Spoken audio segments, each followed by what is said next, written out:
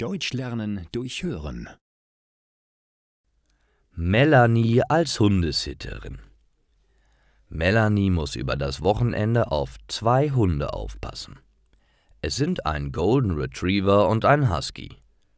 Die Besitzer sind über das Wochenende weg und benötigen daher einen Hundesitter. Sie kümmert sich um die Hunde im Haus der Besitzer. Hier fühlen sie sich wohler, weil sie die Umgebung kennen. Als Melanie das Haus betritt, sieht sie sich zuerst um und liest sich noch einmal die Liste durch, die ihre Kunden ihr hinterlassen haben. Schon einige Tage vorher haben sie telefoniert und alles Wichtige besprochen. Wenn Melanie Fragen oder Probleme hat, kann sie jederzeit anrufen. Dann begrüßt sie die Hunde und streichelt sie, dass sie sich an sie gewöhnen können. Melanie ist schon einmal mit ihnen Gassi gegangen, daher kennen sie sich schon etwas.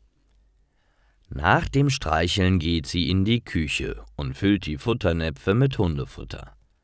Sie essen brav auf und danach geht es in den Garten, wo sie hin und her laufen. Nicole spielt mit ihnen und wirft Bälle, die ihr die Hunde wieder zurückbringen.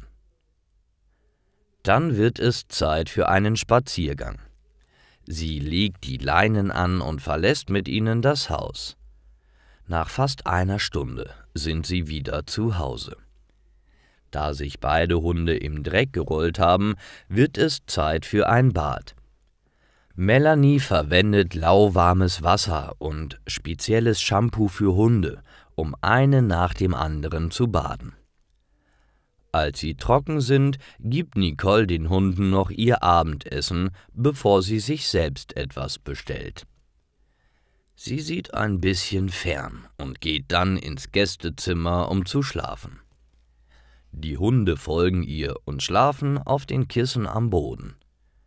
Am nächsten Tag geht es wieder von vorne los.